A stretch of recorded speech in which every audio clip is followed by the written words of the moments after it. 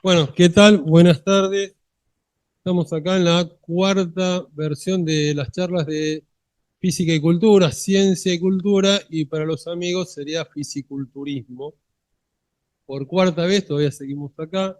Nuestro maestro de ceremonia oficial, Carlos, está de viaje, así que no llega. Me heredé yo el convite de estar acá adelante. Y hoy tenemos primera charla de este ciclo 2025, un panel, una mesa redonda, entre comillas, y en la temática de esta vuelta va a ser las mujeres en la academia. ¿Sí? De qué manera se ven las mujeres en la academia? O en el caso particular, nuestras invitadas, que todas han sido investigadoras docentes de la universidad. Perdón. Antes de eso, tengo que acordar los avisos parroquiales, agradecer a prensa, a difusión, al laboratorio, a David Margarit. ¿Quién me falta? Y estamos, ¿sí? Por ayudarnos a hacer esto posible. Y a Fondo Eventos, Secretaría de Investigación de la Universidad, Fondo Eventos, que tenemos una cafetera nueva, estamos estrenando cafetera en este ciclo 2025.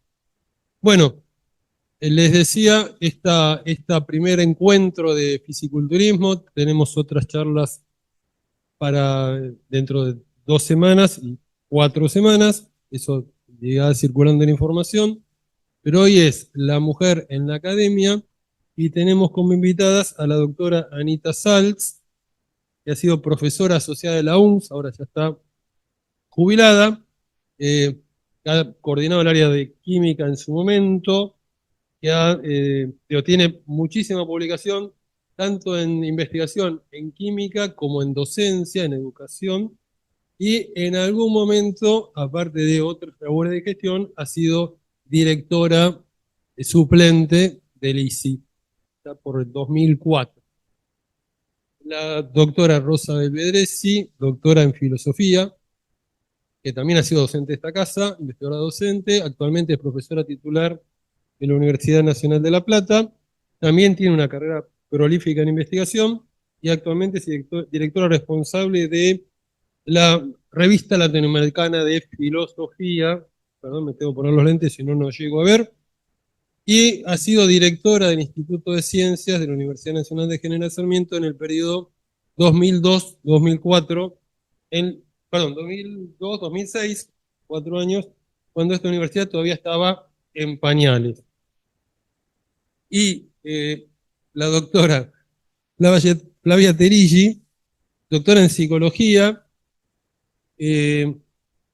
anoté mal, perdón, mejor dicho, no me entiendo yo la letra. Así que cualquier cosa, sí, aclaren si yo me olvido de algo, me equivoco con algo, como recién con las fechas.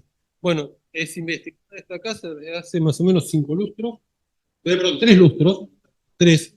Lo quise decir el lustro porque parecía menos, 3 lustros, 4 lustros, bueno, 2 décadas serían, ¿sí? Con también una prolífica carrera en investigación en el área de educación, fundamentalmente.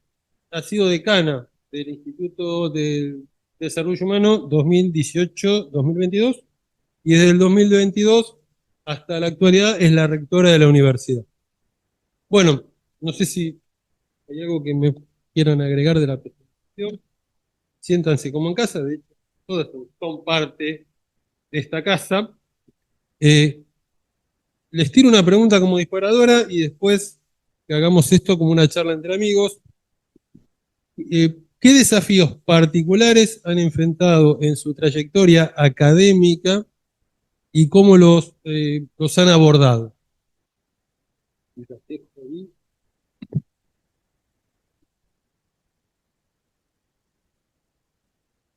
No sé quién quiere.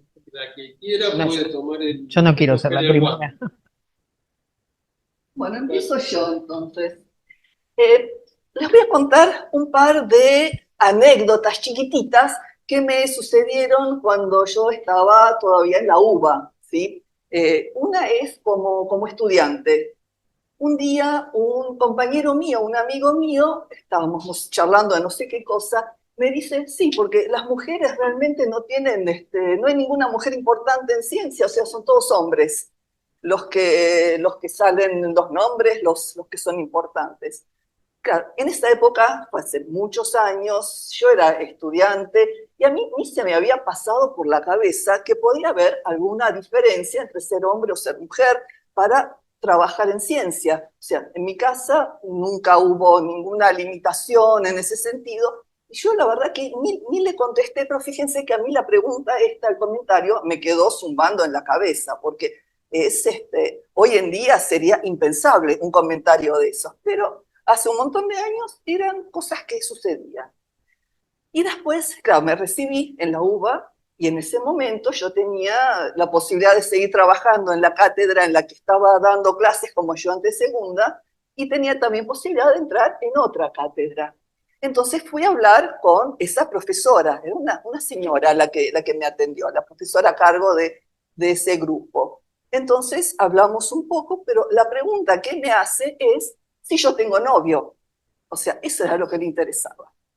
Claro, porque claro, me decía no, porque si yo tenía novio, entonces iba a querer estar con mi novio y no me iba a querer dedicar todo el día a hacer ciencia y a estar todo el tiempo allí trabajando, qué sé yo. O sea, no se animó a preguntarme si yo pensaba quedarme embarazada o algo por el estilo, pero evidentemente la pregunta apuntaba a eso. No quería invertir su tiempo en alguien que probablemente, no sé, se pensara casar en breve o tener licencia por maternidad o cosas por el estilo. También situaciones hoy en día impensadas, ¿no es cierto? Ahora, estas cosas no sucedían solamente acá o en exactas, donde en realidad como estudiantes en la UBA, la mayoría éramos mujeres. O sea, había una gran presencia de mujeres y también había muchas profesoras mujeres. Sin embargo, fíjense que aparecen este tipo de comentarios. También es interesante, voy a mencionar dos situaciones de premios Nobel. Uno es del año 1962. Watson y Crick recibieron el premio Nobel por el descubrimiento de la estructura helicoidal del ADN y con todas las implicancias que tiene esto para la transmisión de información en los seres vivos. Claro, ellos dos recibieron el premio, todo bien, todo maravilloso. Ahora, ¿qué es lo que surgió después? Resulta que el dato clave, lo que les permitió hacer sus descubrimientos, que obviamente ellos trabajaron un montón, hicieron un montón de aportes, pero en realidad el dato clave, a partir del cual se descubre todo esto, es una fotografía de difracción de rayos X obtenida por una investigadora, por Rosalind Franklin, ¿sí? Ella ni siquiera fue mencionada. Eso, por supuesto, después si ustedes miran en internet van a ver que es como que ahora se habla que fue una barbaridad que no se le haya mencionado, porque en realidad fue el disparador de todos estos descubrimientos.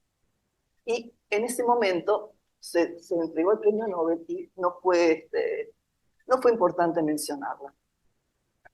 Y bueno, para compensar un poco, si bien las mujeres tienen baja presencia en los premios Nobel en ciencias, es interesante ver lo que pasó en el año 2020, donde el premio Nobel fue entregado a Emmanuel Charpentier y Jennifer Doudna, que dos investigadores que descubrieron cómo trabajar con el ADN, con el material genético, para poder hacer edición genómica, o sea, descubren una metodología relativamente sencilla de aplicar que les permite hacer cortes en el genoma en lugares muy específicos y muy que se sabe realmente dónde, que uno puede hacerlo muy dirigido, y en base a eso habilita una tecnología y una cantidad de cosas que se han empezado a realizar absolutamente apabullantes. Son metodologías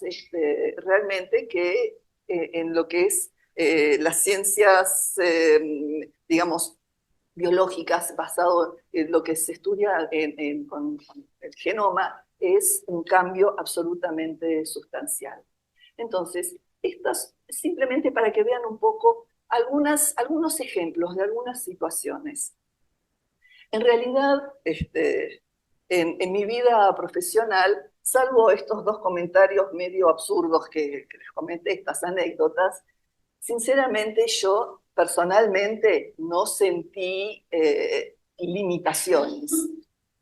Para mí fue fantástico mi llegada a la Universidad de General Sarmiento. Yo empecé acá en el año 97, cuando no había nada, ni campus, Ni alumnos. nada, no había alumnos siquiera, no había campus, no había nada. Estábamos en el convento en Roca y estaba absolutamente todo por hacer. O sea, no teníamos alumnos, no teníamos materias, había que pensar las materias, ir armando las materias a medida que iban apareciendo algunos alumnos, ir viendo cómo enfrentábamos ese desafío y también generar proyectos de investigación. Y ojo, que eso no era nada trivial, porque ustedes saben que en química, los que hayan hecho trabajo de laboratorio en química habrán visto que lo experimental es absolutamente fundamental. La química, nosotros necesitamos datos para ser analizados, para entender cómo funciona algo, cómo funciona la naturaleza, qué es lo que está pasando. Entonces, ese dato hay que obtenerlo, y hay que obtener datos de calidad. Y fíjense qué datos de calidad podemos obtener donde otra que laboratorio, ¿sí? O sea, ahora los laboratorios acá son absolutamente increíbles, es un lujo absoluto. Nosotros les cuento que comenzamos, los primeros trabajos que hicimos, que fueron unas evaluaciones de calidad de agua, pero lo hacíamos con bureta, en un aula donde no había agua, llevábamos el agua en palanganas y trabajábamos de esa manera. O sea, empezamos realmente de la nada absoluta, sin temas, sin ideas, sin nada, eh, realmente con nada, así, directamente. Pero fue una época absolutamente maravillosa porque teníamos la posibilidad de nos juntamos personas que veníamos todos de Sartas, todos químicos de Sartas, pero con distintas orientaciones, cada cual trajo su saber y en vez de hacer ranchos separados, que cada cual se quedaba con su saber, todo esto es mío, yo no comparto con los demás, nosotros nos dedicamos a compartir esos saberes y a tratar de que cada uno potencie al otro. Trabajábamos en conjunto, generamos las materias en conjunto, armamos y también decidimos, bueno, ¿qué hacemos con investigación? Y lo lógico, lo obvio, fue trabajar en química ambiental, porque eso era lo que nos permitía, bueno, comenzar con algo de cero, pero también insertarnos en la comunidad, insertarnos en el entorno, porque la química está presente en todos lados. Entonces, bueno, podíamos interactuar con nuestro entorno cercano y aportar soluciones, aportar ideas. Al comienzo era muy poquito lo que podíamos hacer, pero fuimos creciendo y entonces imagínense pasar de una bureta y de un aula donde llevábamos el agua en palangana a los laboratorios que tenemos hoy en día, ¿sí? La universidad experimentó cambios enormes, realmente es un crecimiento impresionante. Y creo que como desafío, lo que comentaba Claudio, para mí el desafío fue estar, y el placer más absoluto, fue estar en esos comienzos de la universidad. Fue crear algo de la nada y bueno, y realmente sentirnos muy orgullosos de lo que tenemos actualmente. Bueno. Bueno, eso se llama pasar la pelota. Sí. Bueno, en cuanto a la pregunta disparadora de Claudio y en vinculación con mi campo específico, que es la filosofía, podría decir algunas cuestiones. Cuando yo estudié el grado en la Universidad Nacional de La Plata, en la Facultad de Humanidades, donde hoy estoy dando clases de nuevo, y en ese momento había una cosa que nos llamaba mucho la atención, que era una facultad con una gran cantidad de estudiantes mujeres, pero los profesores eran mayoritariamente hombres. Eso es algo que en el área sociales y humanas ha cambiado bastante ahora, producto, yo entiendo, de una serie de cuestiones, probablemente por el desarrollo que ha tenido, sobre todo en el área de las humanas, la investigación, la erradicación de proyectos en ese sentido y la incorporación de mujeres en un área en la que tal vez las mujeres se insertan más fácilmente que los hombres. Tengo alguna idea respecto de eso que tiene que ver con el tipo de trabajo que hacemos en el área de humanas, que tiene más que nada que ver con el trabajo de lectura y discusión crítica, y no tanto el trabajo en laboratorio que mencionaba Anita. Eh, y hoy estaba mirando antes de venir, también por mi pertenencia al CONICET, algunos datos del CONICET. El CONICET no tiene desagregado en su página institucional la cantidad de investigadoras respecto de investigadores, pero sí tiene datos de composición de género en las diversas comisiones. Y hay que decir ahí que las comisiones, las distintas comisiones que evalúan, hacen los seguimientos, proponen quiénes pueden obtener un financiamiento, una beca, etcétera, en la mayoría de los casos tienen más del 50% de mujeres. Sin embargo, cuando uno ve la composición del directorio, de 6 cargos del directorio, 2 son de mujeres, 4 son de varones. De modo tal que sigue habiendo ahí una distinción entre el trabajo de base, digamos, el básico, y pasar a lugar de decisión, y ahí podríamos identificar el famoso techo de cristal. El techo de cristal refiere a una serie de cuestiones que, sociales y culturales que imposibilitan o dificultan a las mujeres llegar a determinados lugares de decisión, en muchos casos porque opera realmente en condiciones restrictivas, como decía Anita, frente a un hombre o una mujer que puede llegar a embarazarse, pedir una licencia y todo. Bueno, lo mismo pasa en el mercado privado, ¿no? Es más fácil inclinarse hacia el hombre varón que hacia la mujer. Y también por ciertas cuestiones culturales que se reproducen respecto de actividades que se consideran más masculinas, horarios que se consideran más masculinos, digamos, una de las cuestiones cuando empezamos a trabajar aquí era dar clases hasta la noche, cómo volvíamos las mujeres solas a la noche, cómo salíamos de acá, una serie de cuestiones que en esa época los varones no se planteaban. Probablemente hoy en el contexto de inseguridad ese planteo también sea para los varones, pero en ese momento no se planteaba. Respecto de mi caso particular, a mí me pasaron algunas cosas raras que son graciosas, por ejemplo, lo que hoy llamaríamos micromachismos, ¿no? Situaciones en las que en un debate con otros colegas, varones y mujeres, cada vez que hablaba una mujer, un varón podía interrumpirla libremente, ¿no? Eso son hábitos bastante comunes y, y también un cierto tipo de comentario irónico que hoy serían insostenibles, pero que en ese momento se podían hacer. Por ejemplo, eh, yo llegué a ver cómo se fue originando todo lo que es el área de género como área de estudio, la teoría de género, y en su momento, cuando comenzaron a salir algunas becas orientadas en ese sentido, el comentario era muy despectivo respecto de la calidad académica de sus trabajos de otros colegas, mujeres y hombres, respecto de la calidad académica de sus trabajos. Pero sí percibí esto de, bueno, la impresión de que tenés que esforzarte un poco más para que te escuchen, porque cuando dos hombres se juntaban era más fácil que entre ellos se entendieran. Estoy hablando de algo de hace por lo menos unos 30 años atrás, espero que eso no se sostenga todavía. Pero sí se sostienen algunas cosas. En primer lugar, para mi campo particular, la filosofía, pasa un poco lo que señalaba Anita, que cuando uno ve los programas de las asignaturas de la carrera de filosofía y de las especializaciones y demás, hay una enorme producción de investigación y bibliográfica firmada por varones, lo cual hace pensar que no existen mujeres que hagan filosofía. Entonces yo, desde el momento en el que pude dar la materia que doy, que es filosofía de la historia, siempre privilegié sumar mujeres y latinoamericanos, hombres o mujeres, pero bueno, mantener esa perspectiva feminista latinoamericana, si se quiere, porque había producción y había que hacerla visible. Un caso típico, creo que ninguno de los que están aquí viene del área humana, pero un caso típico en el área humana fue el caso de Hannah Arendt, que fue una autora que muy tardíamente fue filósofa, y hoy es una autora que concita mucho interés, hay muchos especialistas en su obra, etcétera, etcétera.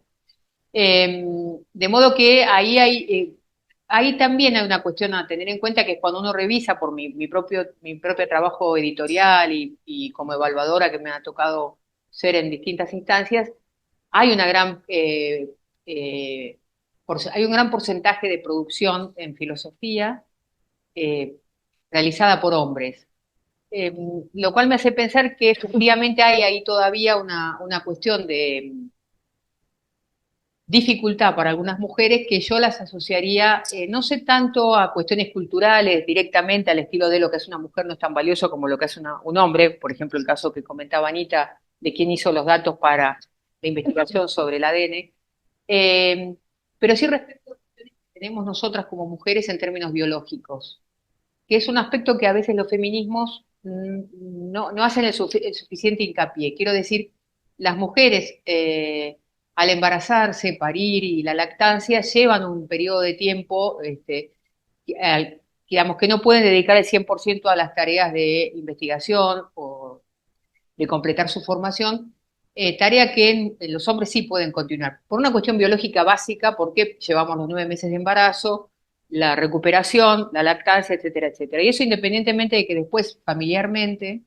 se distribuyan tareas en el hogar. ¿A qué voy con esto? A que, bueno, mientras se mantenga la dificultad para que haya espacios de lactancia o lugares para que estén los niños cercanos a los lugares de trabajo de las mujeres, por ejemplo, un lugar como este que demanda mucho tiempo, bueno, es posible que esas mujeres en ese periodo produzcan menos porque la demanda maternal, de maternar es muy alta. Y en ese sentido uno podría decir, bueno, por ejemplo, cuando yo me embaracé de mi primer hijo, que fue en el 2004, que fue justamente el periodo en el que Anita me reemplazó porque estaba dirigiendo el ISI, y yo escribí al CONICET diciendo que iba a tener un hijo y que entonces iba a pedir una licencia. Y el CONICET me dijo, bueno, usted pida la licencia, pero el informe se entrega en el plazo en el que lo tiene que entregar.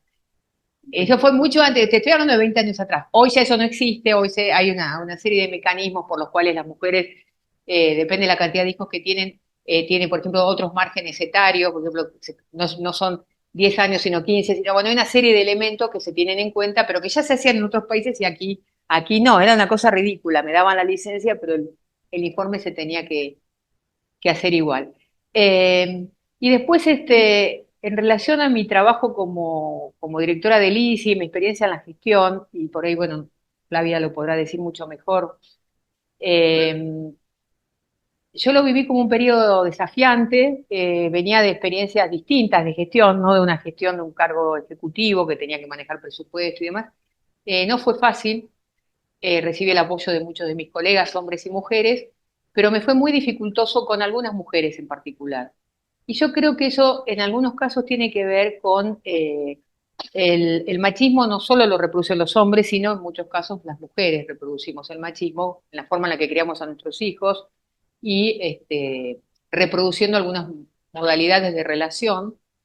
Y a mí me llamaba mucho la atención que algunas mujeres estaban más cómodas con un manejo de poder que yo llamaría fálico, ¿no? De centralizado, de el macho que toma la decisión, frente al cual rendían pleitesía, fingida, pero pleitesía al fin, y la dificultad para otra forma de construir poder que tenía que ver con la posibilidad de dialogar, cooperar, hablar, etcétera, etcétera. Y eso es un tema que a mí me complicó mucho en ese momento para tomar decisiones, eh, porque hace a el ejercicio de la horizontalidad real.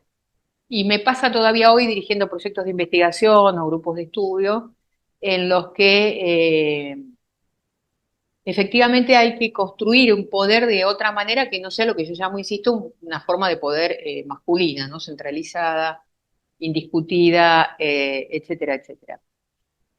Y para terminar, también con una anécdota, como hizo Anita, aunque no exactamente del ámbito académico, pero sí del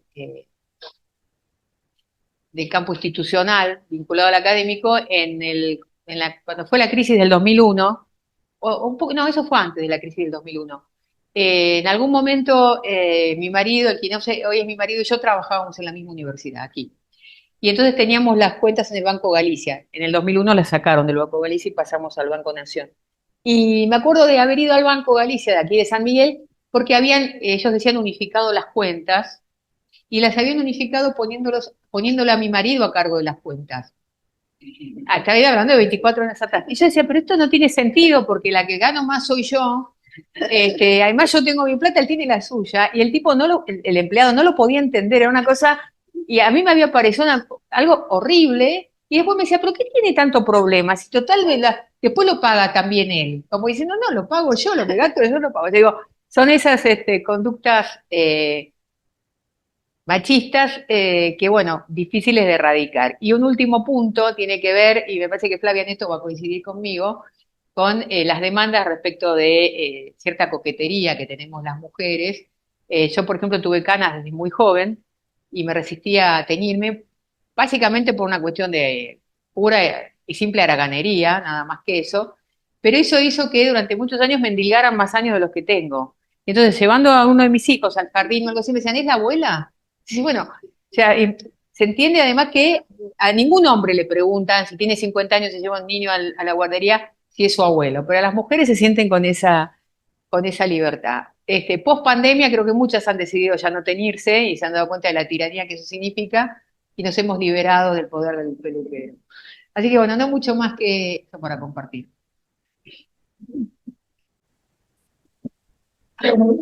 Cuando pensaba en esta charla, al principio me salía a decir algo así como que no siento que haya experimentado muchas restricciones por el hecho de ser mujer.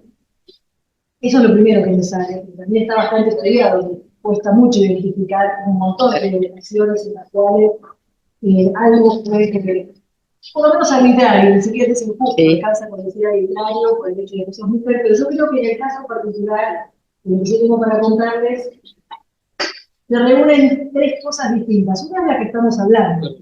¿Qué pasó? Me parece que no se están escuchando bien. Okay. Y vamos a tener que usar el micrófono grande. Me parece que se juntan tres cosas. Una es la que estamos conversando, que es la cuestión de ser mujer en el campo académico y el problema de los machismos. ¿Está bien? Sí, sí. Perfecto. Otra cosa que acá se habló un poquito, pero a mí me gustaría ponerle algún nombre, o por lo menos mencionarla, que es las características tradicionales de la carrera académica, que también tenía sus formas de jerarquía. Ya hay cosas de autoritarismo o hay cosas de quedarte vos con el artículo y que no aparezca, que no se explica únicamente por el hecho de que algún o alguna becaria o becario o ayudante fuera mujer, sino también porque cambiaron mucho las reglas, pero hubo un tiempo donde la carrera académica tenía esa suerte de estaba como en la cima de la pirámide. Pero lo más importante que quiero comentar acá es que yo pertenezco a un campo que es el campo educativo. Yo soy doctora en psicología, pero soy licenciada en ciencias de la educación primero, y antes soy maestra de primaria. O sea, yo vengo de educación, que es un campo, una profesión, un campo y una profesión altamente feminizada. Por ejemplo, hoy en el sistema educativo argentino el 76% de los y las docentes somos mujeres. No se reproduce esta proporción en los cargos directivos, y si ustedes quieren recordar nombres de ministros y ministras de educación, pueden buscarlos ahora mismo y van a ver que las mujeres han sido muy pocas y la mayoría han sido caballeros, muchos de los cuales ni siquiera del campo educativo, ingenieros agrónomos, por ejemplo, que tiene una cierta lógica por la metáfora agraria, claro, el cultivo, digamos, ¿no? Entonces, en una profesión altamente feminizada como es el campo educativo y todos sus recorridos, tenés otro problema que superar, que es que te dicen, ¿en serio te vas a dedicar a educación? Cuando yo le dije a mis padres, yo había hecho un ingreso a psicología, porque la psicología me persiguió toda la vida, pero a último momento decidí no empezar psicología y entrar en un profesorado. En aquel momento, para ser maestra, con estudiar 2 años alcanzaba. Cuando yo le dije a mi familia que iba a ser maestra, la pregunta que me hizo uno de mis progenitores, y ustedes deberán adivinar cuál es, fue, ¿y después qué vas a estudiar? ¿No? Me dicen, no, bueno, está bien, sacate el gusto de maestra, pero después, de verdad, ¿qué vas a estudiar? Creo que Anita decía, yo creo que hay una condición que probablemente tenga la nación que somos, algo en común en las tres. En mi familia de crianza, digamos, estaba completamente decidido que íbamos a seguir estudiando. En mi familia éramos un hermano varón, 3 hermanas mujeres, no existía ninguna distinción entre varones y mujeres respecto a la expectativa de que siguiéramos estudiando, y para mí no era una opción no estudiar. No digo que eso esté bien o mal, lo que digo simplemente es que tengo 61 años, sin embargo me crié en un ámbito donde estaba totalmente aceptado y estimulado que las mujeres íbamos a hacer una carrera de educación superior, de ser posible universitaria. Pero bueno, diría que hay algunas cuestiones de, de mi carrera que tienen más que ver con este lugar un poco subordinado a veces de lo educativo en relación con otros campos, ¿no? Eh, Después me quedé pensando también que yo fui tomando decisiones que me centraron completamente en el estudio y en la investigación. Yo no necesité ejercer tareas de cuidado, por ejemplo, no tuve que aportar hasta que me independicé sustantivamente al sostenimiento, por ejemplo, económico de mi familia de crianza, y entonces eso me dio posibilidades de, de algo que en este momento entiendo que fue una situación de cierta ventaja en relación con otras personas de mi misma generación que tal vez no podían hacer esto mismo, ¿no? Eh, y también quería decir que sacando este asunto de, bueno, si te dedicas a educación, te dedicas a campo menor, yo hice mucho esfuerzo en mi carrera para darle relevancia a un campo que de otro modo tenía esta suerte de mirada. A mí me parece que carreras de personas como yo, con la edad que tengo, bueno, las carreras de todo el mundo, pero que ahora quiero hablar de las personas de mi edad más o menos, están muy atravesadas por condiciones políticas e institucionales muy distintas de las que tenemos en el presente. Por eso para ustedes algunas de estas anécdotas pueden parecer lejanas en el tiempo, no son tan lejanas en el tiempo, pero corresponden a otras condiciones políticas y a otras condiciones institucionales. Yo, como perdí tiempo siendo maestra, para terminar la secundaria, empezar la facultad, empecé la facultad 3 o 4 años después, eh, hice el primer ciclo básico común de la UBA, o sea, la primera vez que se levantaron los exámenes de ingreso para poder entrar a la universidad, y me tocó la vuelta del exilio de profesores y profesoras que se habían formado en el exterior, en Estados Unidos, en Brasil, en México y por supuesto en muchos países de Europa, en universidades y en centros de investigación con mucho perfil de investigación. Y eso fue una oportunidad muy grande que creo que no tuvo la cohorte previa, digamos, a la del 85, que fue formarnos con hombres y con mujeres que venían de una experiencia de investigación. Y entonces eso hace a un entorno formativo para un estudiante, una estudiante joven como era yo, donde podés aprender un montón de cosas por el hecho de estar participando en esa suerte de socialidad que produce la universidad, que la producía en aquel momento. Después, a mí me pasó que cuando entré acá, yo trabajo en la UBA desde ayudante alumna y sigo trabajando en la UBA, ahí soy profesora titular de una materia con dedicación simple, y acá soy rectora, pero más allá de ser rectora, entré como investigadora docente.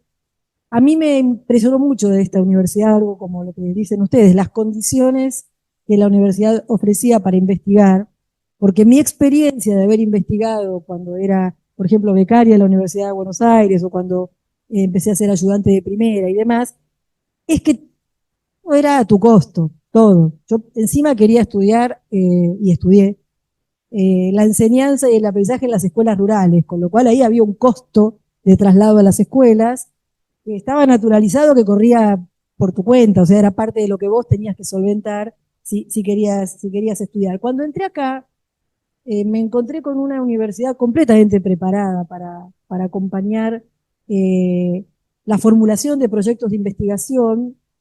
Cuando me tocó dar el discurso de los 30 años de la universidad, yo decía que había terminado de entender lo siguiente, que eso que se veía en la UNS como extraordinario, que es las condiciones que la UNS proponía desde su creación para poner en el centro la investigación, son condiciones que también se explican por las coyunturas políticas de este país, porque antes de la dictadura, la Universidad Argentina era muy importante en investigación, sus equipos de investigación eran muy importantes y habían sido diezmados o bien por la desaparición de personas o bien por el exilio.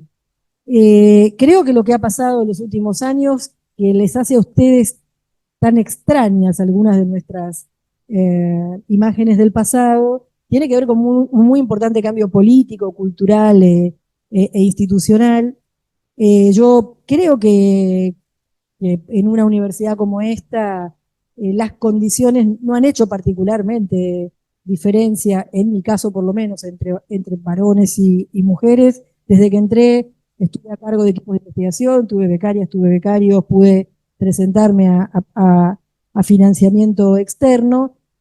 Y entonces me costó un poco más, pero sobre eso en todo caso hablamos después, por ejemplo, entender los micromachismos o, sobre todo, entender el atravesamiento que tienen nuestras carreras, nuestros planes de estudio, nuestros programas, con unas versiones, o mejor dicho, visiones consolidadas de nuestros respectivos campos, donde están silenciadas un montón de problemáticas que sí tienen que ver con la historia de las mujeres y con la historia de las disidencias. Sobre esto, en todo caso, pues podemos hablar.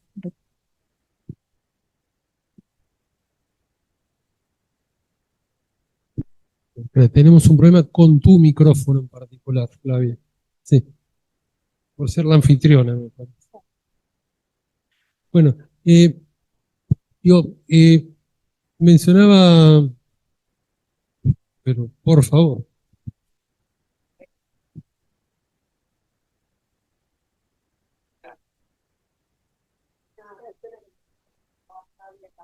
Flavio, ¿no? Sí. Respecto de esta universidad que tiene una tradición de tener desde hace un tiempo rectoras mujeres, cosa que no es tan común en el sistema universitario, sobre todo en las universidades más tradicionales, ¿no? Hay universidades que han tenido rectoras, creo que en el momento que yo era directora, Luján tenía una rectora mujer, pero hace unos años causó conmoción que la Universidad de Córdoba, que es la más antigua del país, tuviera una rectora por 2 periodos, filósofa también, es decir, para la hinchada, pero que muestra claramente la complejidad de llegar a esos lugares de decisión, incluso en casos como los que yo conozco de la Universidad Nacional de La Plata, de mujeres con vastísima experiencia en gestión en el sistema universitario, muy conectada con el exterior y demás, que finalmente no, pues no llegan a los lugares de rector o de presidente, presidenta de las universidades. De modo que esta universidad tiene también ese agregado, como otras nuevas, me parece, que puede desprenderse más fácilmente de esas lastres machistas. Sí, yo sobre eso aprovecharía, sobre este comentario, ¿está bien? Aprovecharía para decir lo siguiente. Tal y como señalás, es más frecuente, no. No sé tus visitas al CIN, lo que la Por eso, experiencia con el CIN, claro, claro. exactamente, que en el CIN las rectoras mujeres creo que somos, bueno, eso va cambiando, ¿bien? Hay elecciones, no son todas al mismo tiempo en todas las universidades, obviamente, creo que debemos ser 8, todos los demás, los otros 52 Claro. son varones. Lo que ha ocurrido últimamente en los procesos políticos de las universidades es que las fórmulas se presentan con un candidato a rector varón y una candidata a vicerrectora mujer. Entonces, en el foro de rectoras y vicerrectoras que tiene el CIN, hay como 30 vicerrectoras, como una manera de reconocer, digamos, la posibilidad de las mujeres de participar en tareas de gestión universitaria, pero no deja de ser en un lugar subordinado. Eso no quiere decir que todas las rectoras tenemos que ser mujeres, ¿sí? Pero es una muestra de cómo se resuelve esa tensión en la enorme mayoría de las universidades por el lado de un lugar subordinado. Y bueno, yo tenía más o menos pensado alguna pregunta un poco en el sentido ¿no? ¿Cómo ha sido la evolución? Que evidentemente hay una evolución en la academia argentina. Y Rosa decía hace un rato que hay algunas cuestiones que son biológicas y algunas dificultades que son biológicas, como el tema de ser madre y amamantar, y en otras sociedades por ahí sí se han solucionado porque hay, digo, licencias por paternidad. eso puede ser algo que ocurra acá, que eso evolucione. ¿Cómo ha sido la evolución por ahí en los últimos tiempos de esta situación? Yo conozco algunos casos y en general, por ejemplo, en algunos países se probaron licencias extendidas para las mujeres que fueran madres y eso a la larga tuvo un correlato negativo que fue retirarlas del mercado laboral, académico, en fin, ¿no? Es peor el efecto. Sobre la licencia paterna está bien, pero me parece que hay que partir de esta cuestión que un embarazo y posterior recuperación es por lo menos un año, por lo menos, ¿no? Y después está el peso social de la suegra, la abuela, la tía que dice, ay, lo vas a dejar tan chiquito y no sé qué. Y bueno, es todo un proceso de cierta complejidad. En particular, yo creo que en la medida en que el sistema académico cada vez más replica una lógica casi capitalista de producir o morir, las condiciones de las mujeres se complican. Eso explica por qué en las mujeres profesionales la maternidad se demora. Se demora incluso hasta el límite de posibilidad biológica, ¿no? Yo fui madre casi con 38 años, porque bueno, antes lo mejor que se puede hacer es terminar la beca, hacer la tesis, e ingresar a carrera, y entonces de ahí, claro, en esos años el cuerpo tiene unas limitaciones que no tiene a los 20, 25. Eh, de modo que ahí hay un problema que me parece que hace a la lógica propia del sistema académico, tal como funciona. Y después la otra es eh, digamos, la dedicación que le podés dar a tu trabajo docente y de investigación cuando todas las instituciones demandan a la madre. Digo, no sé, cuando alguno de mis hijos tenía fiebre en el colegio, me llamaban a mí. Tenían los dos celulares, pero me llamaban a mí.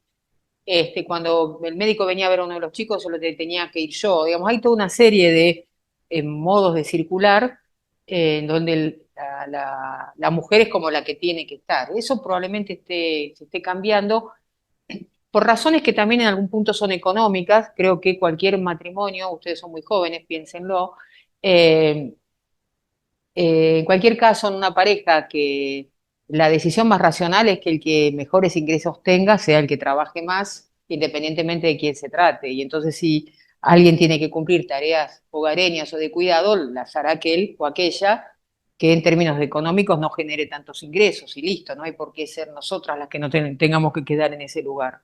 Merecemos ganar lo mismo o más que los hombres. En el sistema académico no pasa lo que pasa en el sistema privado, en el que hay diferencia salarial, por ejemplo. Nosotros sí tenemos por mismo trabajo, mismo salario. Eso no ocurre en el sistema privado eh, por, por, por las maneras en las que se negocian los salarios. Y también hay una cuestión, y con esto termino, respecto de la cual la diversidad genérica también forma parte de cierta lógica acomodaticia, digamos, ¿no? Esto que dice Flavia, pongamos una vicerrectora y cubrimos como la ley de cupo, ¿no? Entonces, cuando salió la ley de cupo, cosa de la que ustedes no se acuerdan, había que tener un porcentaje de mujeres en las listas para votar. Entonces ponían a la esposa de, a la cuñada, a la hermana, digamos, bueno, eran mujeres, pero estaban allí por ser esposas por parentesco, sino por su propia calificación. La misma Cristina Kirchner, que fue presidenta 2 veces, no ha dejado nunca de usar su apellido de casada. Eh, de modo que ahí hay algunas cuestiones complejas y como señalábamos, ¿no? Basta ver la dificultad de hacer visible el trabajo de las mujeres, el trabajo en todo sentido, familiar, académico, empresarial. Eh, eh, ¿Por qué digo esto? Porque cualquier hombre con poder se cree capaz de decir cualquier cosa. Por ejemplo, se cree capaz de decir, yo vi la época en la que el ministro de Economía mandó a los investigadores a lavar los platos, ¿no? Y vivimos solo un contexto en el que probablemente muchos piensen algo parecido respecto de la investigación y si sos mujer todavía más, ¿no? Sobre todo los que hacemos humanas y sociales, que nos dedicamos a una agenda eh, que no parece atender a las urgencias del capitalismo, ¿no? Y eso iría lo mismo. sentido de que el sistema es muy competitivo, el sistema académico en sí es muy competitivo y eso de alguna manera juega en contra de las mujeres por las situaciones que decíamos un rato. Las madres son las mujeres, más allá de que haya por ahí una lógica atrás. Eso es por ser madre, son las que hacen la tarea de cuidado de cuando tienen al padre o a la madre mayor. Digamos, hay muchas condiciones de cuidado que no son la maternal, ¿no? Está Eso bien, se notó en la pandemia. está bien, pero eso es una cuestión, digamos, particular de la sociedad, es porque viene de una cultura que es así, esa cultura está cambiando. eh, ¿Por qué esa carga de las mujeres son las encargadas de cuidado? Es cierto un poco cuando comentaba Flavia que había hecho la carrera de maestra, que es cierto que tradicionalmente ser el magisterio es una carrera de mujeres. Digamos, los varones son raro que haya maestros, igual que en enfermería, ¿no? Muy raro, no hay tanto, digo, por ahí en los últimos años ha ido cambiando, pero eso es simplemente por la propia lógica de la sociedad así más patriarcal que presupone que la mujer se dedica a las tareas de cuidado o de enseñanza y Bueno, el pero es que hay varón. una cuestión básica, si vos a una niña le regalás una Barbie y al niño le regalás el juego de ciencias, o el autito, bueno, en cambio, como dicen tanto Flavia como Anita, si en tu familia todos te estimularon, seas hombre o mujer, a la curiosidad, a que estudies, a que investigues, no tenés por qué pensar que tu tarea es tener una Barbie y parecerte a la Barbie. Esos son mecanismos culturales muy profundos, bueno, son complejos de modificar. Eh, por esto que digo, en muchos casos, incluso algunas mujeres que han llegado a algunos cargos lo han hecho también en términos de ciertas relaciones familiares que no son demandadas en el caso de los hombres. Ningún hombre es el esposo de. Es rarísimo que un hombre se presente como el esposo de. Pero una mujer determinada puede aparecer en determinado lugar por ser la esposa de, o se dice de manera peyorativa que llegó por ser la mujer de, ¿no? Sí, sí, para el hombre sería un disvalor que sea el apéndice de una mujer, digamos, ¿no? Bueno, perdonen. Y sería. Eh, si hoy volvieran a iniciar la carrera académica, lo harían igual. ¿Qué consejos podrían darle a las jóvenes que hoy inician la carrera académica? Las condiciones son las mismas que hace 20, 30, 40 años, eso está cambiando. Digo, Anita, recibirías Sin duda, comentarios. las condiciones están cambiando, la sociedad está cambiando y va mejorando. Que falta, falta todavía, sin duda, pero yo lo veo también en mi familia, en las generaciones más jóvenes, como realmente, bueno, se distribuye mucho las tareas del hogar en la casa y se apoyan como para que ambos puedan tener un desarrollo profesional. A mí me parece súper, no sé, yo disfruté mucho de haber estudiado y de haber hecho una carrera universitaria y de haber podido trabajar en la universidad, en investigación, en docencia. Cada una de estas actividades, no sé, yo las recomiendo, me parecen hermosas, pero bueno, todo depende de, digamos, de la vocación de cada uno. Pero hay muchas situaciones que no son fáciles de superar y por supuesto coincido también mucho con lo que dijo Flavia sobre el periodo que a uno le toca vivir. Yo soy 8 años mayor que ella y a mí me tocó una universidad muy diferente, donde la investigación no estaba tan presente, era completamente otro mundo. Las cosas, entonces para mí también fue un shock porque de golpe me cambiaron las reglas del juego y eso, o sea, son todas cosas, bueno, allí nos impactaron a todos, son mujeres por igual eso, pero sin duda eh, las condiciones sociopolíticas influyen notablemente en lo que se puede hacer en las posibilidades, en la elección de carrera, en pensar, bueno, ¿qué es lo que yo voy a poder hacer con esto? Yo cuando estudié, por ejemplo, no tenía ninguna duda de que me iba a recibir y que iba a tener trabajo. O sea, eso, pero ni siquiera se ponía, o sea, así como yo, ni se me ocurrió que podía no estudiar cuando era chica, para mí era obvio que iba a seguir una carrera universitaria y ni me lo cuestioné nunca. También cuando estudiaba, me era obvio que iba a tener trabajo como química, que no iba a tener problemas de conseguir trabajo. Hoy en día las cosas cambian tan rápido, son un poco tal vez más angustiantes en ese sentido, pero no sé, mi consejo es hacer lo que a uno le gusta, porque si a ustedes les gusta lo que están estudiando, lo van a disfrutar y van a encontrar el camino, la vuelta como para seguir adelante. Si uno no lo disfruta, entonces, bueno, no, eh, no vale la pena. Sí, no es de entrada que uno... sí, sí, sí. Hay que seguir buscando. Creo que también entré por la tesis de maestría más lenta, 18 años también. 18, pero cambié 3 veces de tema y sobre todo cuando vos te dedicás a un tema tan multidimensional como lo educativo, tampoco hay una correspondencia muy estricta entre los asuntos que te interesan y lo que deberías estudiar. Hay sociólogos dedicados a educación, hay historiadores dedicados a educación, hay psicólogos, hay pedagogos, hay todo tipo de profesionales dedicados a educación, y a mí me costó mucho encontrar la relación entre mis intereses y lo que tenía que estudiar. Pero vuelvo a decir que a mí me parece, y vos me lo confirmás, yo tuve una oportunidad de carrera de grado extraordinaria, fui un año extraordinario desde la primera etapa, lo que se llamó la primavera del conocimiento, claro, que tiene que ver con, en lo que tiene que ver con el universitario, con la vuelta al país de un montón de personas que, vuelvo a decir, acá no se hubiesen podido formar como se formaron afuera, acá inclusive podrían haber desaparecido o haber muerto, y traían acá unas ganas de formar equipo, unas ganas de traer temas. Así que una recomendación que daría es, eh, si descubren que les interesa algo, que trabaja alguien, que ustedes pueden ver y se pueden acercar, acérquense. Da mucha vergüenza decir, a veces da mucha vergüenza.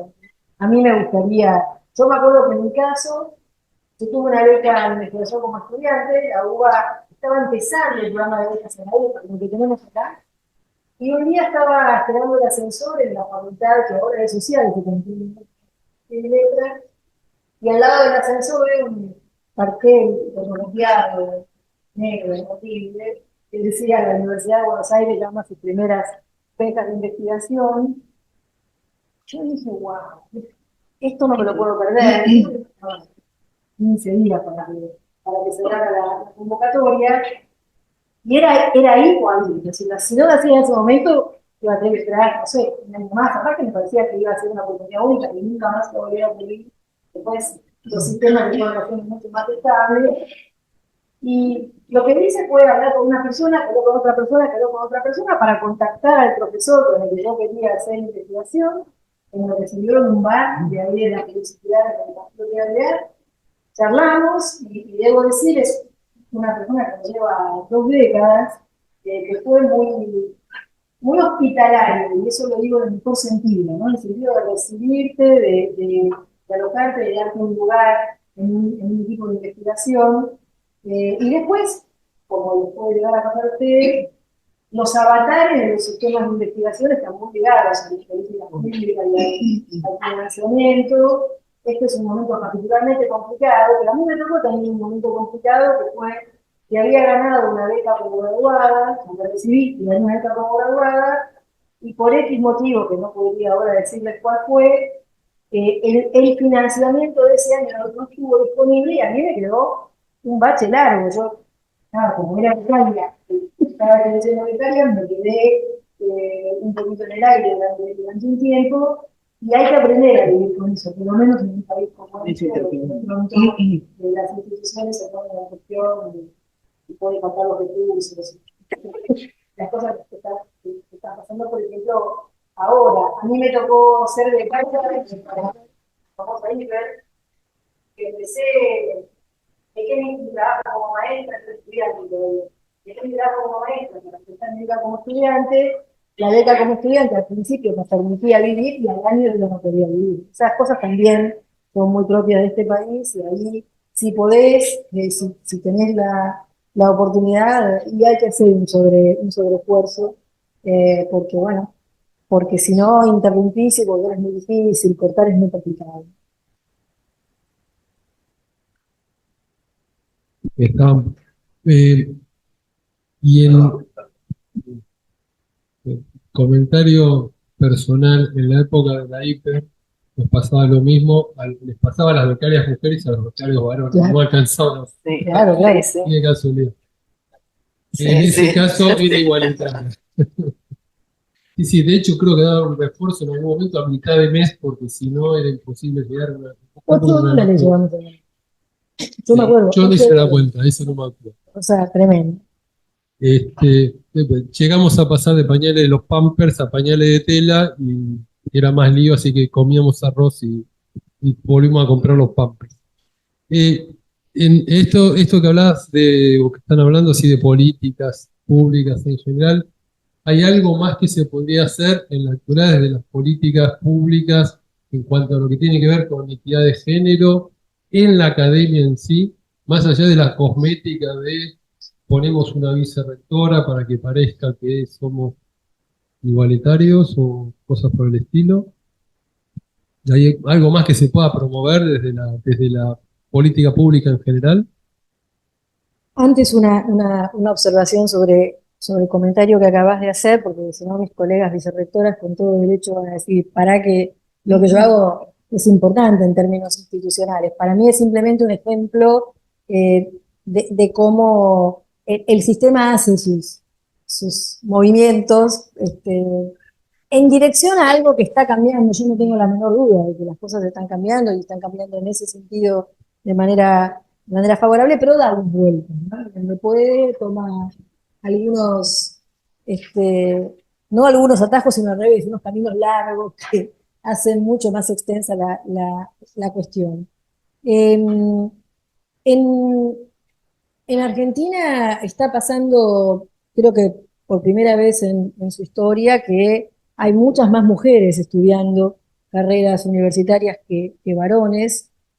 La distribución por tipo de carrera es un asunto que se podría de alguna manera revisar, pero no es solamente un tema de estímulos, también es un tema de representación acerca de qué es lo que puedes hacer en el futuro, cómo puede ser el trabajo que tengas, cómo combinas eso con otros aspectos de la vida que todavía no es tan claro que se vayan a reorganizar de forma tal que una mujer pueda decidir con la misma libertad condicionada, pero con libertad al fin, con que por ahí decide un varón.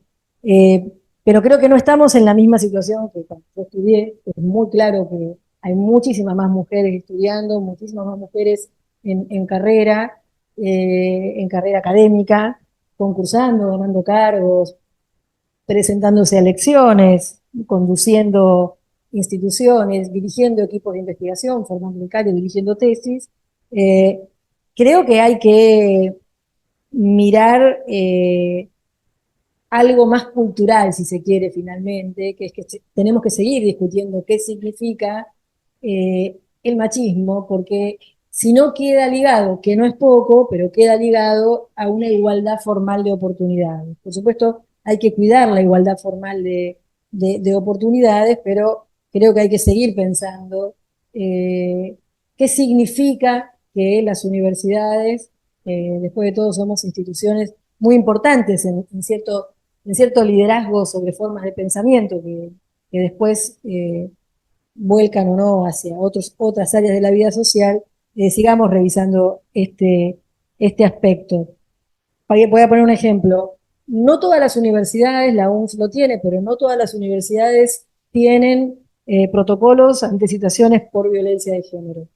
Y el año pasado, la RUGE, que es una red del CIN, que se ocupa de temáticas de género, bueno, tuvo que hacer mucho para hacer una capacitación de las personas que están a cargo de las áreas legales y técnicas de las universidades, que en general son abogados varones, que no están formados en perspectiva de género y entonces no tienen elementos para recepcionar una demanda por motivos de violencia de género. Y hubo que hacer mucho para eso, porque hay que meterse con el saber profesional de profesionales como los del derecho, a decirles, mirá, hay una forma de entender la norma y una forma de entender la práctica que está cargada de ese machismo que también queremos discutir, y entonces es necesario que te formes para hacer algo para lo cual efectivamente no estás formado.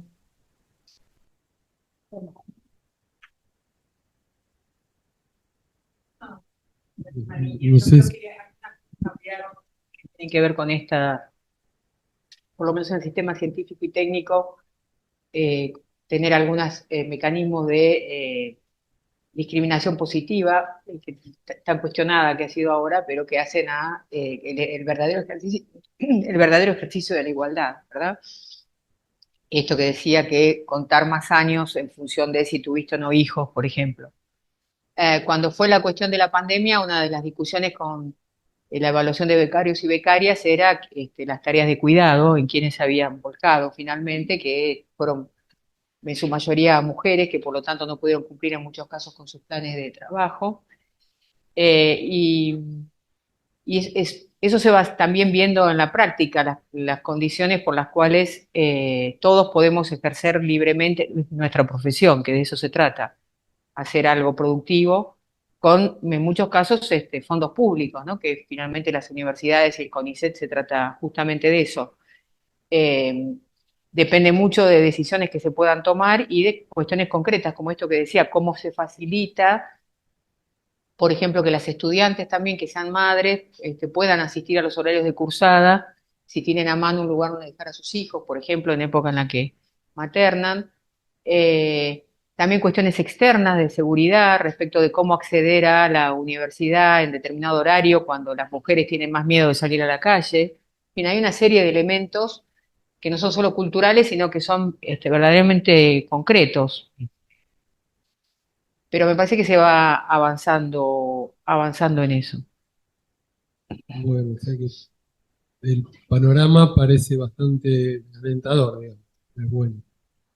Es provisorio, no sabemos si vamos a llegar al Sí, cuento de la criada, pero mañana bueno. no sabemos, pero bueno, por ahora disfrutemos, disfrutemos el presente.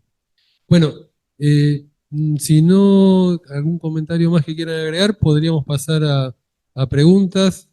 Eh, Tenemos una pregunta por Zoom.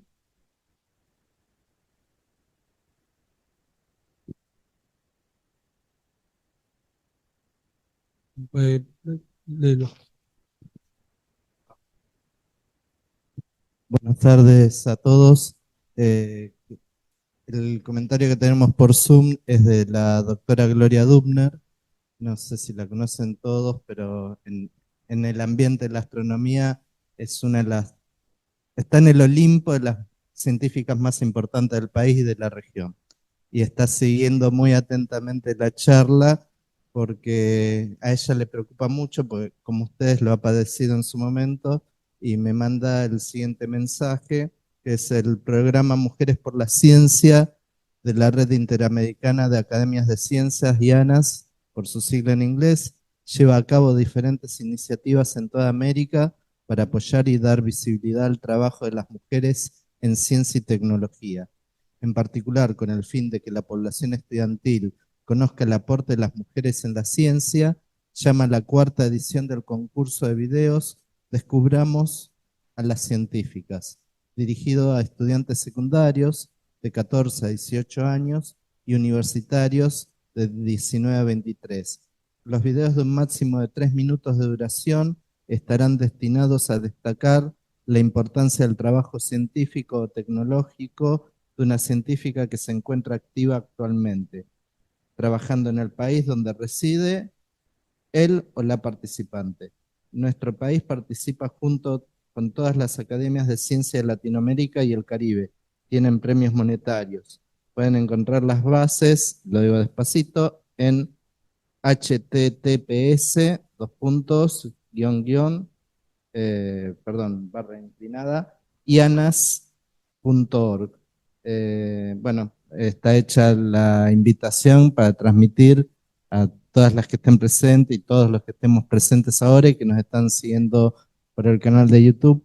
Gloria, transmití bien tu mensaje. ¿Querés agregar algo más? Sí, sí, No sé si tiene cierto puedo, delay. Sí, lo vamos a ¿me circular por escuchan? correo a la OMS. Sí. Buenas tardes. Primero, muchísimas gracias a las expositoras. Me encanta escuchar, digo, fueron muy sólidas y además me gusta mucho escuchar la visión de las que vienen de las ciencias blandas o ciencias al dente, como decimos, cuando nos movemos en general entre las ciencias duras, los astrónomos y físicos. Espera un Eh, momento, Gloria, que queremos aumentarte el volumen. ah, Habla, habla. Ahora me escuchan. Quería agradecerles la presentación, agradecerles la iniciativa. Es perfecto y me gustó mucho escuchar que compartimos con las investigadoras, digo yo, en ciencias blandas, con las filósofas, educadoras, químicas, que compartimos las mismas preocupaciones, eh, y que es cierto que evoluciona con el tiempo, pero no hay nada solucionado.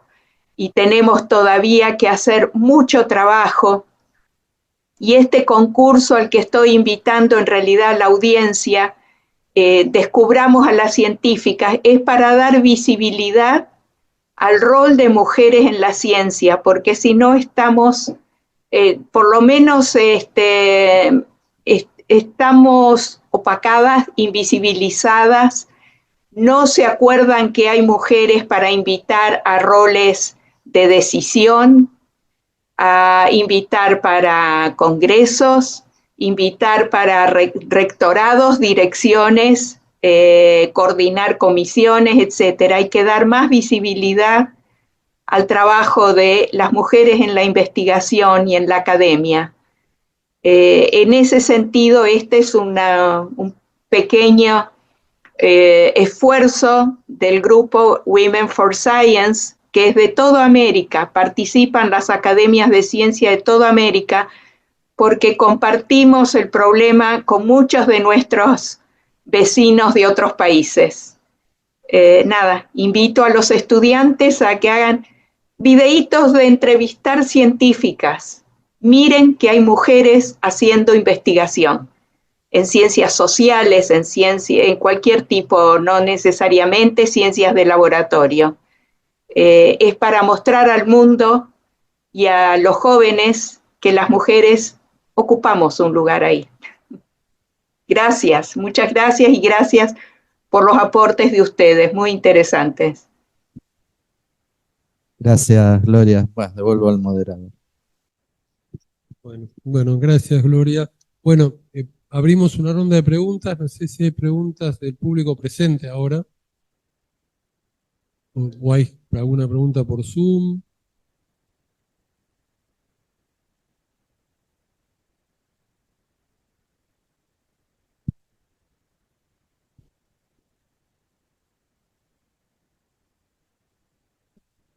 Yo solo pensaba, cuando las escuchaba deleitándome, que las preguntas que recién les pedía a Claudio para las mujeres también tendrían que uno preguntar qué le diría un hombre.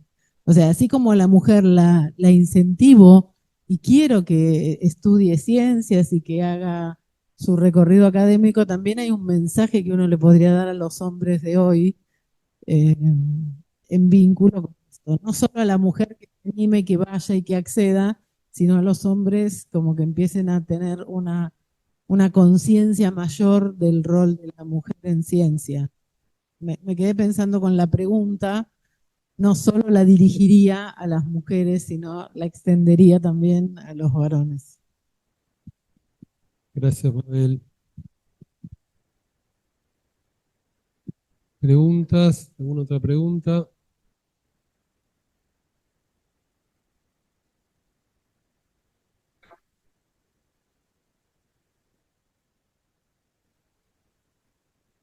Hola, buenas tardes. Muchas gracias por la charla. Mi nombre es Tuy, yo tengo el profesorado de física y quería hacer una consulta que por ahí es más general. A mí me interesa investigar en academia igualmente, entonces quería preguntarles en realidad eh, su opinión personal de por qué investigan, o sea, cada una, indistintamente de la disciplina, porque imagino que el trabajo de científico va más allá de una disciplina, estoy en la disciplina tal y demás, sino que es más bien generar conocimiento. Entonces, esa es mi pregunta. ¿Cuál es su opinión científica en todo caso? No sé. A mí me pasó un poco Flavia. Yo empecé la facultad pensando que iba a ser, que me iba a dedicar a la docencia, cuando estoy el profesorado en filosofía. Eh, Finalmente empecé a trabajar como ayudante en la facultad.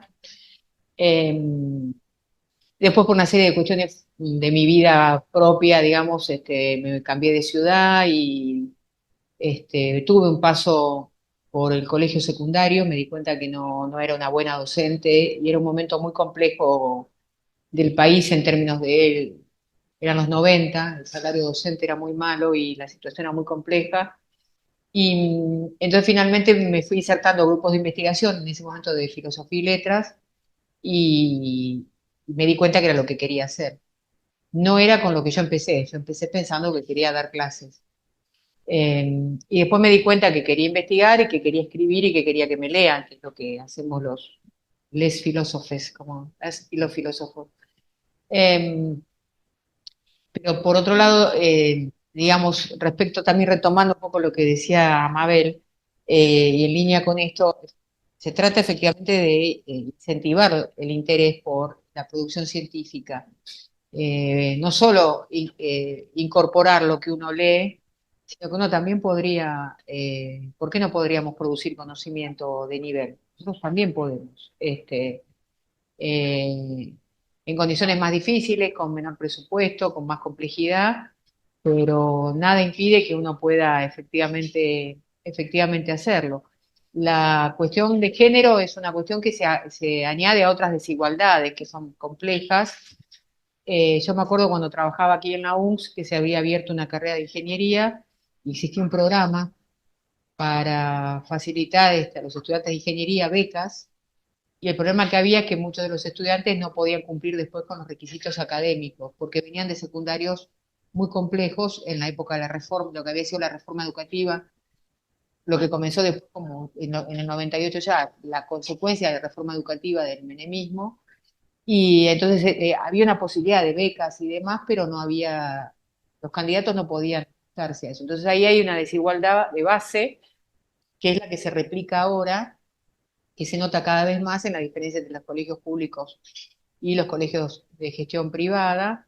Eh, pero hay que decir también que la investigación en determinadas ciencias naturales, exactas, tecnología y demás, está centrada casi exclusivamente en las universidades públicas, ¿no? Las universidades privadas, por múltiples motivos, se han concentrado en áreas ligadas a las ciencias sociales, a las humanidades, a la política, a la economía. Pienso en universidades como San Andrés o Itela, ¿no? Pienso en eso. Pero nada impide que si tu interés es hacer ciencia, tenés que encontrar el camino a partir de alguien que pueda guiar ese interés.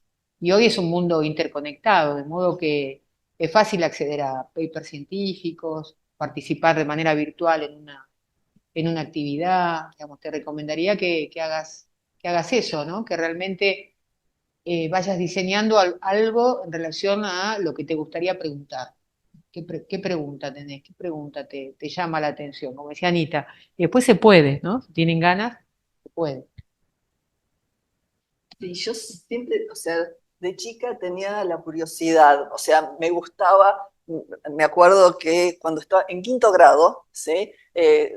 Usábamos el manual, fue el primer manual que aparecía en la currícula, y me compraron el manual y yo lo que hice fue sentarme y me leí toda la parte de ciencias naturales, porque eso me gustaba, historia y eso quedó un poco de lado, eso no, pero eso sentía esa curiosidad, o sea, siempre me gustó saber por qué las cosas son como son, por qué funcionan como funcionan.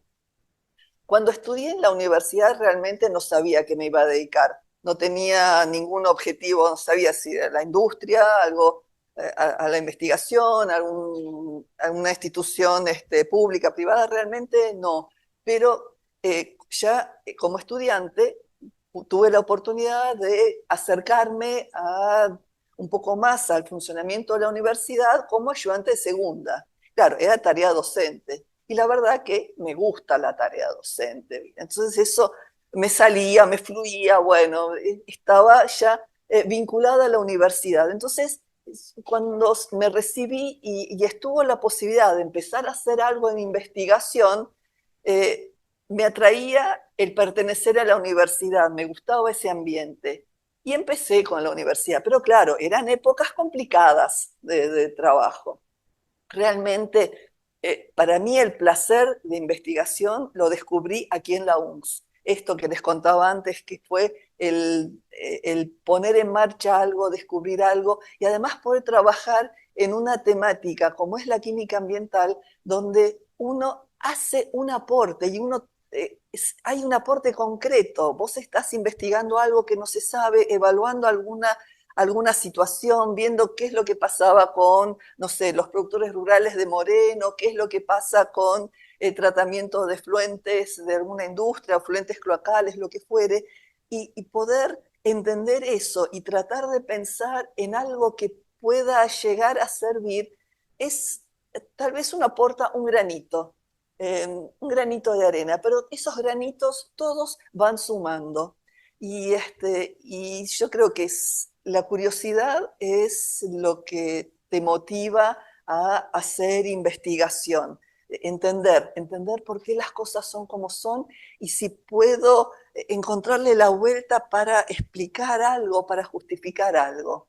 Y a mí me parece que si a vos te interesa algo así, es acercarte a alguien, algún docente, hablar con algún docente e ir acercándote porque las cosas se descubren haciendo. Nadie sabe si le va a gustar o no, solo así, por imaginarte, porque también la investigación está llena de un montón de tropiezos y cosas difíciles. No todo sale. Uno por ahí puede tener un plan y decir, ah, sí, maravilloso, este proyecto es una belleza. Y después uno empieza a hacerlo y bueno, ya tener la plata para hacerlo, después por ahí tenés la plata, tenés alguna herramienta, pero después las cosas, la naturaleza a veces no hace lo que uno quiere que haga, es medio malvada, hace lo que se le canta a ella. Entonces, es encontrarle la vuelta. Bueno, son esos desafíos que no hay que, digamos, desmoralizarse por eso, porque puede pasar un tiempo que uno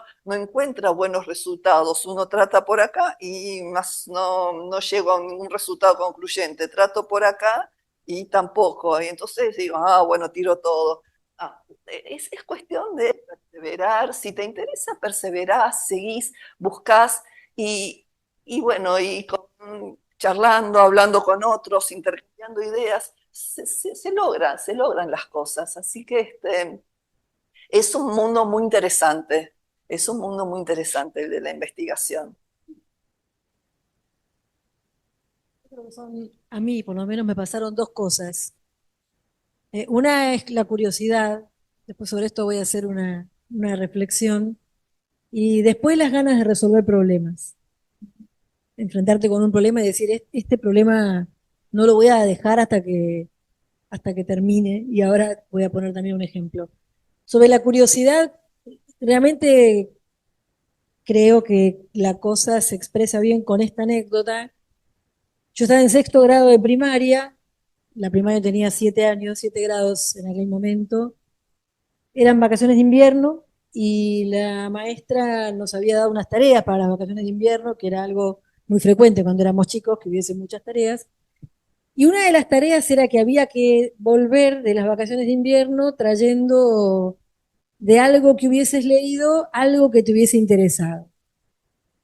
Y a mí me encantó la consigna, me pasé las vacaciones de invierno leyendo, en mi casa se compraban revistas, que hoy llamaríamos infantiles, pero que en aquel momento para mí eran las revistas que había, y yo recorté un montón de artículos y llevé una carpeta entera cuando, cuando volvimos a las clases y la maestra agarró la carpeta y me dijo, no te pueden interesar tantas cosas. No sabemos si ahí nació la investigadora o la docente, no sabemos qué salió de esa experiencia, pero yo me quedé, viste, bueno, ok, ¿no? Y a mí me habían interesado todas esas cosas que eran de lo más diversas, porque era muy curiosa y sigo siendo muy curiosa. Y en cuanto a resolver problemas, yo ahí sí ya era maestra. En ese momento estaba difundiéndose mucho una perspectiva sobre la alfabetización inicial, que estaba muy vinculada con la persona que a mí después me dirigió mis becas de investigación, una perspectiva sobre el aprendizaje de la lectura y la escritura. Y yo era, digamos, después de varios años me tocó ser maestra de primer grado y me encontré con que tenía un montón de elementos para entender cómo se alfabetiza un pibito, una pibita de 6 años, y no tenía muchos elementos para entender cómo aprendían el otro gran sistema de representación que yo tenía que enseñarles, que era el sistema de numeración. O sea, ahí había un hueco en mi conocimiento, y de hecho mi beca inicial como estudiante fue sobre cierta cosa, sobre el sistema de numeración. La última cosa que diría es, a mí me costó mucho y ahí me sirvió un montón cuando me tocó dirigir becarias, becarios, tesistas y demás, distinguir entre lo que no se sabe y lo que no sabes vos, digamos, ¿no? Hay cosas que son preguntas que uno tiene, pero porque todavía no lo estudió, porque no dio con el acervo de investigaciones que hablan sobre eso, y hay cosas que de verdad no se saben, no lo digo en un sentido esencialista, sino bueno, no fueron estudiadas o algún estudio que se hizo con una perspectiva que no permitió avanzar mucho con el tema. Entonces, un gran trabajo cuando uno empieza a investigar es, esto no lo sé yo o esto no se sabe, ¿no?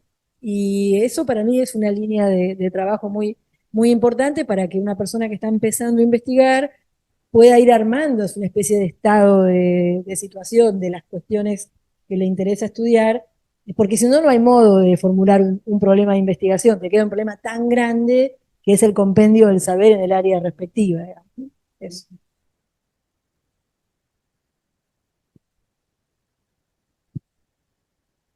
¿Alguna otra pregunta? ¿No? Bueno, les agradezco. La mía, yo me había olvidado. Lo que pasa es que son tres, ¿cómo hago para las tres? Bueno, las tres conocen la universidad, saben un poco cómo es la universidad. Siempre cerramos con una pregunta que es, ¿cómo fue que decidieron dedicarse a lo que se dedican? Un poco medio que ya lo han respondido, pero eh, no sé si alguien quiere agregar algo más. No. Ya contestamos. Personales de cómo llegamos a lo que somos, que ya está medio contestado Bueno, eso. un poco la idea era que Sí. fuera como un diálogo, que contaran un poco sus experiencias. Esperamos que la hayan pasado bien. Y Muchas no sé si gracias. el 4 de Gloria Maggio, que va a hablar de criptomonedas, inversión en criptomonedas y todas esas cosas, ahora que está de moda. Ahí vamos a cobrar entrada, me parece. Y es ingeniera de la UTN. Y el 25 Gustavo Blanco, Que es el encargado de la seguridad y higiene de AXA. O sea, Gustavo, toma, contalo. bueno, gracias.